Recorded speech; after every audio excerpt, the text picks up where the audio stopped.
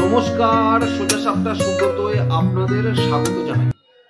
গতকাল তৃণমূল কংগ্রেস থেকে ডাক্তার শান্তনু সেনকে এবং আরাবুল ইসলামকে সাসপেন্ড করা হয়েছে। দেখুন, এদের দুজনকে সাসপেন্ড করার পেছনে নির্দিষ্ট কিছু কারণ আছে। যদিও তৃণমূল কংগ্রেসে এই কাউকে সাসপেন্ড করা আবার সাসপেনশন উইথড্র করার মধ্যে কোনো তফাৎ নেই। এটা অনেকটা এরকম যে আপনার মনে হলো আপনি রাস্তার কোনো কুকুরকে খাবারের লোভ দেখিয়ে বাড়িতে ডেকে নিয়ে আসলেন, এনে তাকে জুতো দিয়ে মারলেন এবং পরে সেই কুকুরটাকে আবার যখন আপনি খাবারের জন্য ডাকবেন, দেখবে কুকুরটা লেজ নাড়াতে নাড়াতে আপনার বাড়িতে চলে এসেছে এবং আপনার ফেলে দেওয়া ছড়ানো খাবার সে চেটে পুটে বসে খাচ্ছে। কিন্তু এদের দুজনকে তৃণমূল কংগ্রেস সাসপেন্ডের সঙ্গে সঙ্গে তৃণমূল কংগ্রেসে এদের প্রয়োজনীয়তা এখন কোথায় সেটা ভালো করে বুঝিয়ে দিয়েছে। তার কারণ সেই কচু বনে লাত খাওয়া মাল জয়প্রকাশ মজুমদারকে দিয়ে একটা ভিডিও বার্তা করিয়ে সেখানে বলানো হয়েছে যে ডাক্তার শান্তনু সেন এবং আরাবুল ইসলামকে দলবিরোধী কাজ করবার জন্য দল থেকে বহিষ্কার করে দেওয়া হলো।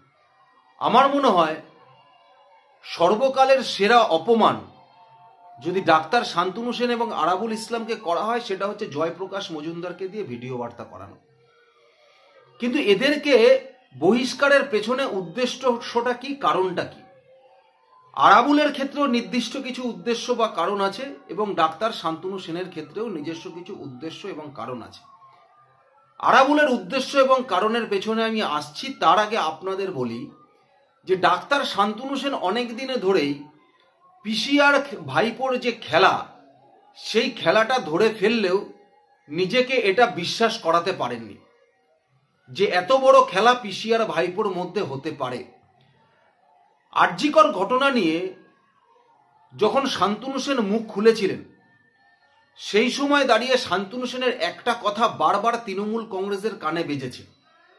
শুধুমাত্র যে পিসির কানে বেজেছে তাই নয়, ভাইপোর কানেও কিন্তু বেজেছে। শান্তনু সেন সেই সময় দাঁড়িয়ে বলেছিলেন যে ডাক্তার সন্দীপ ঘোষের বিরুদ্ধে এত মানুষ রয়েছে, এত মানুষ ডাক্তার সন্দীপ ঘোষের বিরুদ্ধে কথা বলছে, তাকে অপছন্দ করে, কিন্তু কি কারণে ডাক্তার সন্দীপ ঘোষকে এখনো বসিয়ে রাখা হয় বা এখনো সেই আসনে রেখে দেওয়া হচ্ছে, যারা রাখছে তাদের কি স্বার্থ? এটাই হলো সব থেকে বড় প্রশ্ন। এবং এই কথাটা শোনার পরেই দেখা গেছে যে ডাক্তার শান্তনু সেনের মুখপাত্র থেকে সরিয়ে দেওয়া হয়েছে এবং এমনকি কলকাতা পৌরসভার বা কলকাতা কর্পোরেশনের সে একটি কোনো পদে ছিলেন, সেখান থেকেও তার নেম প্লেট সরিয়ে নেওয়া হয়েছে। এমনকি ডাক্তার শান্তনু সেনের যে স্ত্রী আছেন, তিনি ছিলেন কলকাতা কর্পোরেশনের কাউন্সিলর, তাকেও কাউন্সিলরদের হোয়াটসঅ্যাপ গ্রুপ থেকে বার করিয়ে দেওয়া হয়েছে। এখন প্রশ্ন হলো যে যদি শান্তনু সেন তৃণমূল কংগ্রেসের কাছে এতটা অপছন্দের হয়েই থাকে, তাহলে যে শান্তনু সেনকে মুখপাত্রের পদ থেকে সরিয়ে দেওয়া হলো, যে শান্তনু সেনের ওয়াইফকে কলকাতা কর্পোরেশনের কাউন্সিলরদের হোয়াটসঅ্যাপ গ্রুপ থেকে সরিয়ে দিল, তাহলে সেই শান্তনু সেনকে দলেরই সাধারণ সম্পাদক অভিষেক বন্দ্যোপাধ্যায় তার ডায়মন্ড হারবারে যে ডাক্তারদের সম্মেলন করেছিল, সেই ডাক্তারদের সম্মেলনের পুরো দায়িত্ব শান্তনু সেনের উপরে কেন দিয়েছিল? শুধু তাই নয়, তার সঙ্গে সঙ্গে সেই সম্মেলনের পরে ডায়মন্ড হারবারে যে 7টি বিধানসভায় যে 1 মাস ধরে যে মেডিকেল ক্যাম্প করবে, যেখানে 1500 ডাক্তাররা ইনভলভ রয়েছে, সেই টোটাল ব্যবস্থাপনায় কেন শান্তনু সেনের ওপরে ছেড়ে দিয়েছিলেন তৃণমূল কংগ্রেসের সাধারণ সম্পাদক মমতা বন্দ্যোপাধ্যায়ের ভাইপো? দেখুন, খেলাটা না এখানেই হয়েছে।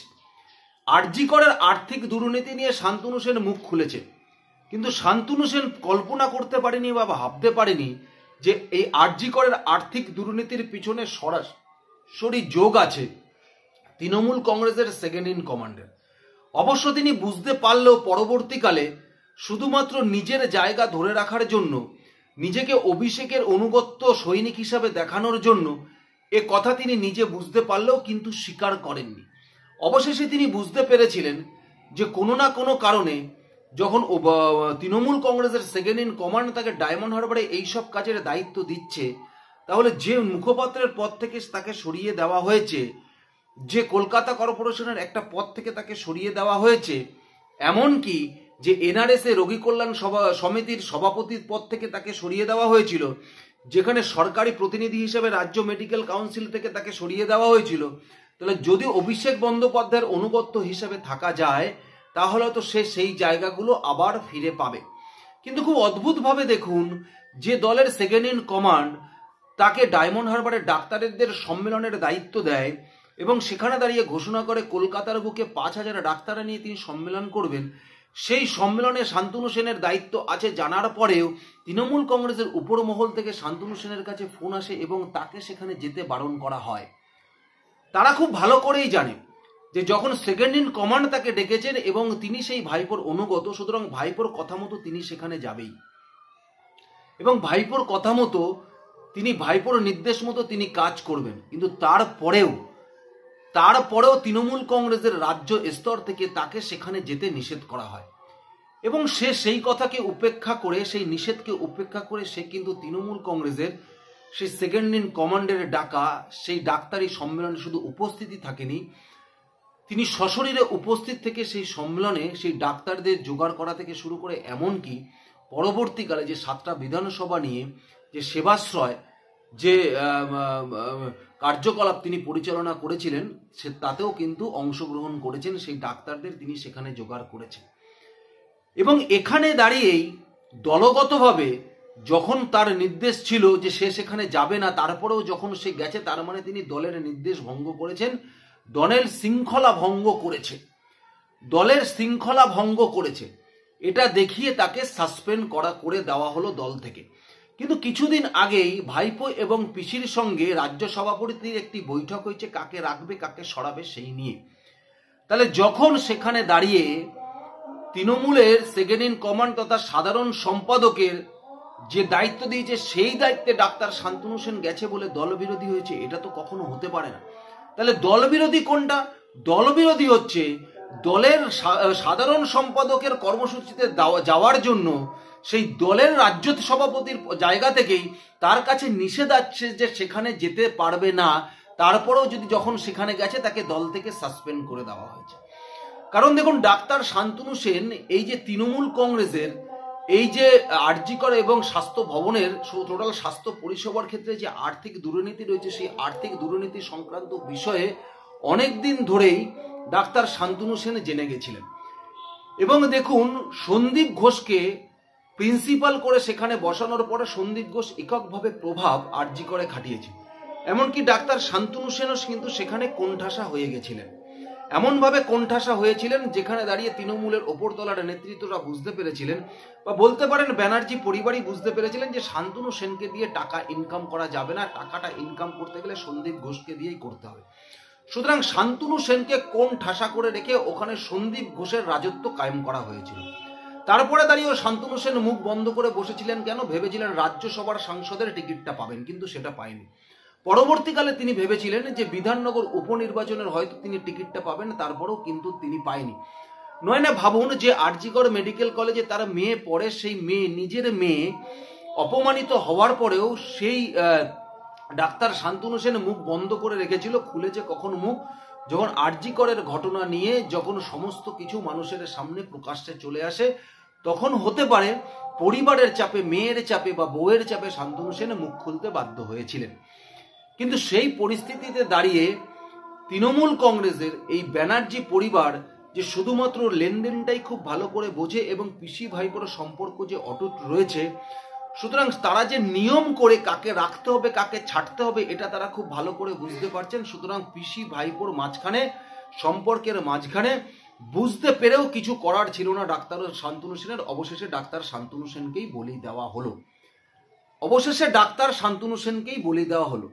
না হলে ভাবুন, যে ভাঙড়ে একটা সময় এই আরাবুল ইসলাম ছাড়া তৃণমূল কংগ্রেসের ঝান্ডাটা তোলার মতো কেউ ছিল না, সেই আরাবুল ইসলামকে দমানোর জন্য সিপিএম থেকে আগত শওকত মোল্লাকে সেখানে প্রাধান্য দেওয়া হলো। শুধু তাই নয়, লোকসভা ভোটের আগেই আরাবুল ইসলামকে তুলে নিয়ে জেলে ঢুকিয়ে দেওয়া হলো এবং আরাবুল ইসলামের বিরুদ্ধে বদনাম ছড়ানো হলো যে আরাবুল ইসলাম নাকি সেখানে আইএসএফ কে জেতানোর জন্য কাজ করেছে 2021 সালে। তার কারণ দেখুন, মমতা বন্দ্যোপাধ্যায় এখন মুসলমানদের এমন একটা জায়গায় দাঁড় করিয়েছে যে বিজেপির ভয় দেখিয়ে, বিজেপির জুজু দেখিয়ে যে মুসলমানদের ভোট তার পৈতৃক সম্পত্তিতে পরিণত হয়েছে।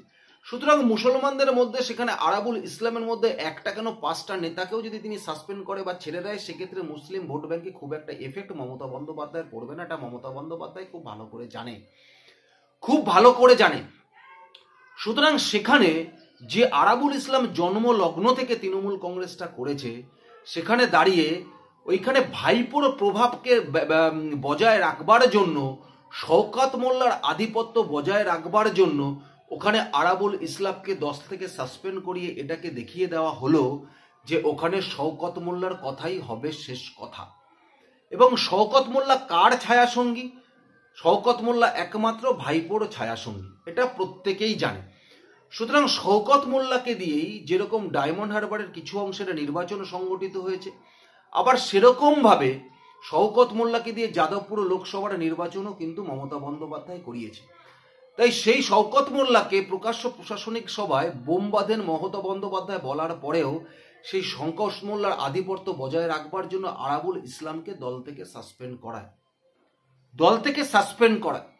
শুধু দল থেকে সাসপেন্ডই করেনি, শুধু তাদেরকে চূড়ান্ত লেভেলের অপমান করানো হয়েছে যে কংগ্রেস থেকে বিজেপিতে গিয়ে বিজেপি থেকে তৃণমূলে আসা কচুবনে লাত খাওয়া জয়প্রকাশ মজুমদারকে দিয়ে ভিডিও বার্তা করিয়েছে।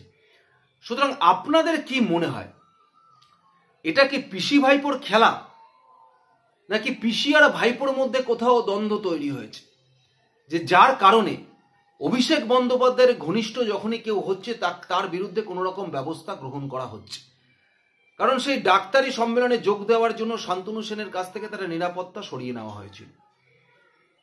যদি সেটাই হয় যে ভাইপো আর পিসির মধ্যে দূরত্ব তৈরি হয়েছে, তাহলে আরাবুলকে সরিয়ে দিয়ে ওখানে শওকত মোল্লাকে একচ্ছত্র গেট ওপেন করে দেওয়ার কারণ কি?